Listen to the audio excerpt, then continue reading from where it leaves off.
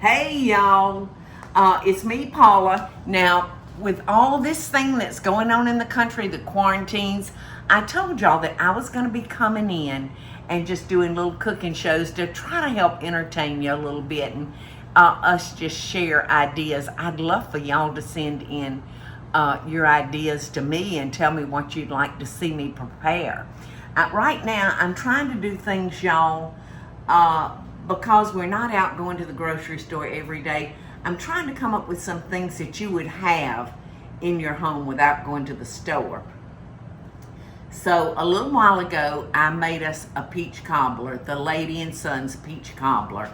And look how beautiful that is.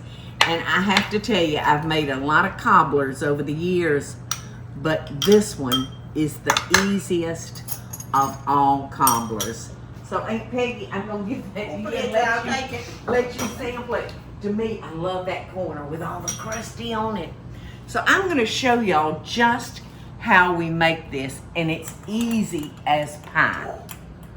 It's easy as cobbler. How about that? All right. So the number one thing that is the most important is that you use self-rising flour. If you don't have self-rising flour, add 2 teaspoons of baking powder and a teaspoon of salt, and that will produce self-rising. So remember your baking powder and your salt, and you'll have self-rising flour. So the recipe calls for 1.5 cups of self-rising flour. And I love my measuring cups. I think we have these at the store. These beautiful measuring cups. And I like to, they're so good for dry ingredients, y'all.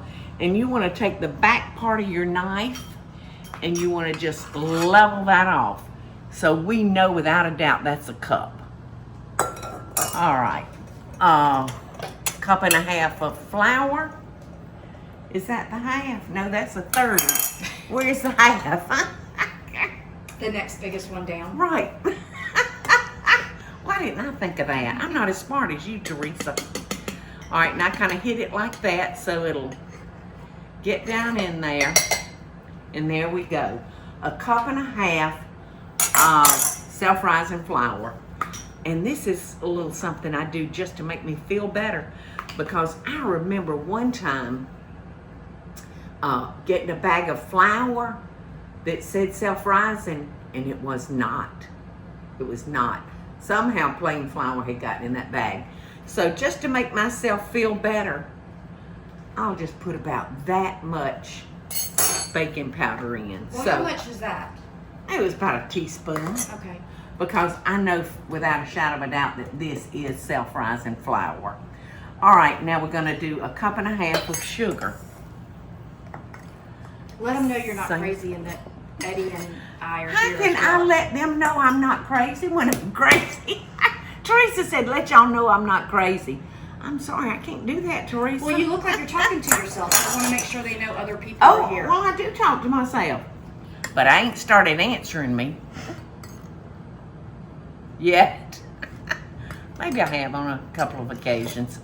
All right, so here we go. 1.5 cups of self-rising flour, 1.5 cups of sugar, and you want to just take a wire whisk, and it's almost like does the same job as a sifter. You want to get that mixed up real good. Make sure that's very well incorporated. So, Paula, adding the Yeah. baking powder doesn't hurt if you've, I mean, it doesn't Oh, make no. it too much. Okay. No. Because that's what I would think most people would be worried about. It would just give it some more fluff. All right, now I'm gonna put my dish in the oven and let that butter melt. That's the number one ingredient in this cobbler, y'all, is a stick of melted butter. All right, 1.5 cups of sugar, 1.5 cups of flour, 1 cup of milk. And you want to kind of add it slow so it won't lump so bad. So just start with that little well in the center.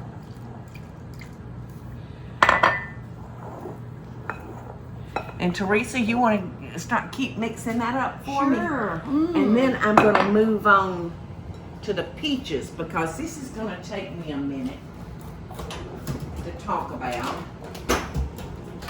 It's wonderful when we have fresh peaches available, but what month is this? March? It's not peach season.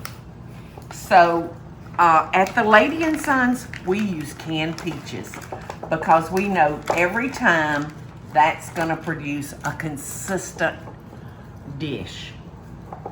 I also love using frozen peaches.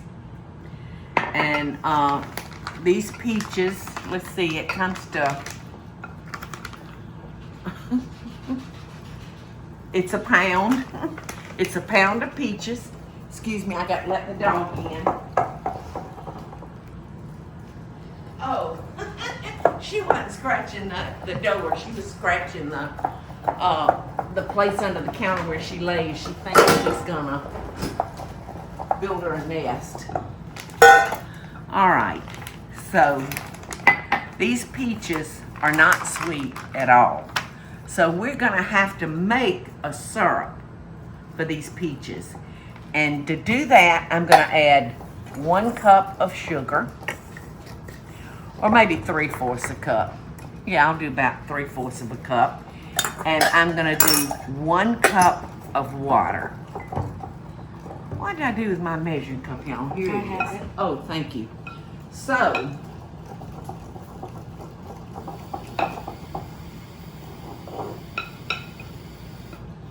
one cup or a little better of water. And now we're gonna put this on the stove and we are gonna cook that for a little while. We want to make sure that our sugar is totally dissolved.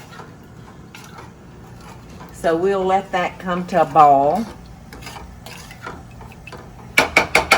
And I tell you, frozen peaches, if you sweeten them just right, they're almost as good as fresh. Not quite, but almost. I've got a peach tree out in our yard. Did you know that, Aunt Peggy? I didn't. You didn't know that?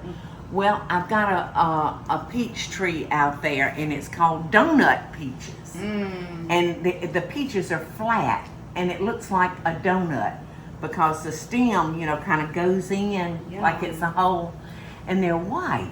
The meat is white. Those are the best peaches I've ever put in my mouth. Are they hard to grow? Oh, they're a bulldog to peel. Oh, yes. You have to drop those in boiling water. They are a monkey. Oh, they're horrible, but they taste so good. And they're the color of pears. Looks just like a pear. All right, so this is starting to get hot. We got our stick of butter melting in our dish. See how simple this is? I mean, it's so easy. I don't have anything to do. Y'all want some cobbler? It's delicious, Paula. Oh, you didn't eat it all. No, I wanted to. That's She's watching her figure. Well, I gave her a homemade blueberry muffin a while ago, and I made the big ones. You'll find the recipe for that in the new baking cookbook, Paula Deen Southern Baking. That blueberry recipe in that book, y'all, you'll never want to make another blueberry muffin as long as you live. Yum. All right, so let's see what else I can talk about. Tell them about the triplets. Yes, I want to talk about the triplets. But I also want to remind people that they can go to Amazon. I'm not using the air fryer today, but you can go to Amazon and see the biggest air fryer that's available out there, anywhere. So that's my air fryer. Bobby did FaceTime, Cloud, and Bobby and Cloud, they did FaceTime with me, and they are quarantined so tight in their house, y'all, because these little babies only lived in their mother's tummy about, 26 weeks. What we Like maybe 6 months, 7 months. 6? No. I don't even think they lived in there 6 months. We're not very good at math, are No. Oh, that's my weak subject. we? 4 divided by 24, that's Yeah. 6. So it was right at close to Right at 6. 6 months. Getting close to 6. But they had to finish baking, you might say, in that incubator outside their mother's womb.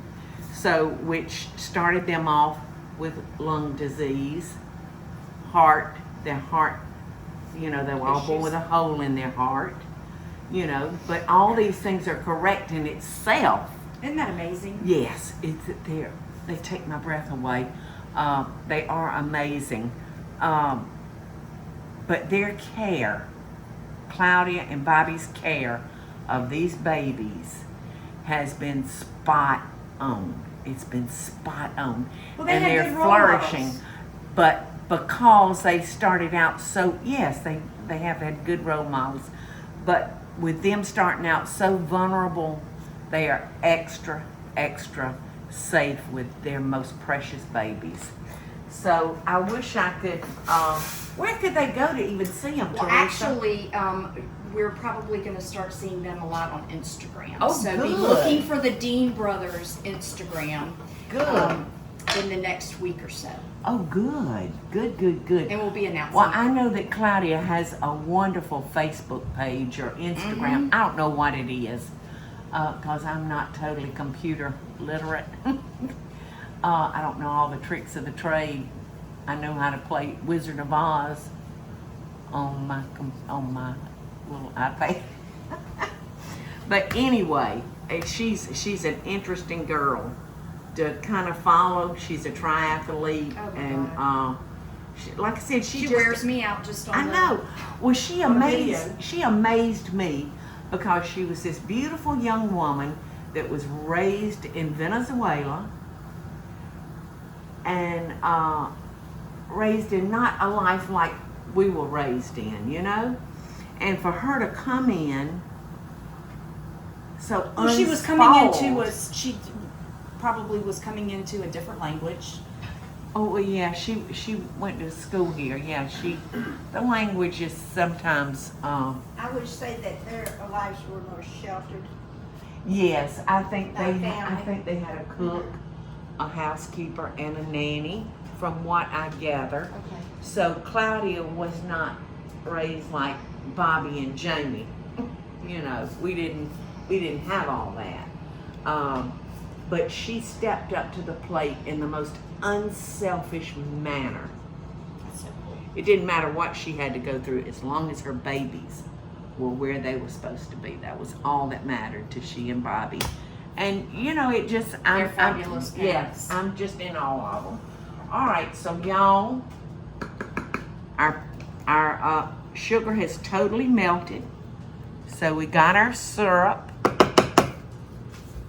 And let's see if, yeah, this is melted. I don't like doing butt shots, Eddie. If I lean in that oven, you're not going to get a butt shot, are you? You can turn towards Aunt Peggy and show her pretty face. I'll be looking at them. Okay. I just sure don't like butt shots.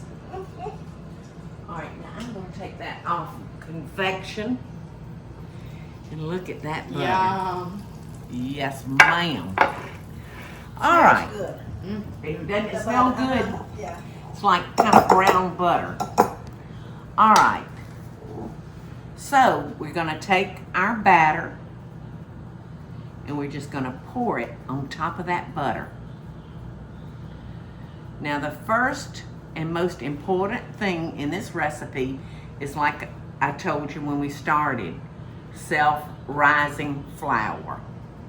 The next important thing is you do not stir this. Do not stir. Do not stir. All right, because that batter is going to come up over these peaches. So I'm going to take a female spoon and first just dig out the peaches and spread them evenly. Listen to that butter sizzling. I was going to go, what is the noise? That's our butter. That's that batter and those peaches Yum. hitting that hot pan. All right. Now the next step is to ladle this juice. Now I like a lot of juice in my cobbler. I actually probably didn't have a full cup of water when I did that one, but I'm gonna put all this juice. And I'm putting it on as lightly as I can, not to disturb that batter. Mm-hmm.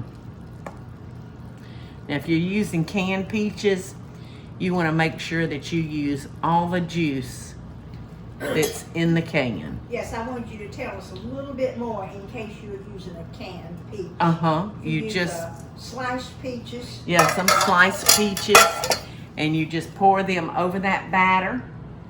And ladle your peaches on top. I don't like to just dump it. I like So to... just clean peaches. You're just talking about Yes, clean peaches. yes. Just like yellow clean peaches. Yes, and And then pour the sauce over like you just Yes, did. So just- kind of drain them and right, Okay. right. You don't stretch your syrup that comes out of that can, or do you stretch that with? If it Sugar doesn't, water or something? you can add sugar water if you like more juice. But usually it works out pretty good. Oops. Now at the Lady and Sons and Paula Deen's Family Kitchen, we sprinkle it with a little cinnamon. And it sure do make it good. Kari bought me this cinnamon. It's that good kind. All right, so Who in knew the there were so oven. many cinnamons? Huh? I said, who knew there were so many cinnamons? I know. All right, now I've got my oven on 350 degrees, and I'm gonna set my timer to about 30 minutes.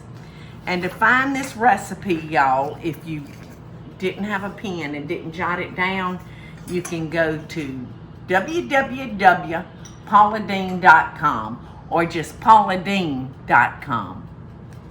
What else did I want to say to them? Oh gosh, I hope y'all are enjoying this little time that I'm getting to spend with y'all, and let me hear from you. Let me know what you'd like to see me prepare, or you share your favorite recipe with me, and I'll make your favorite recipe here.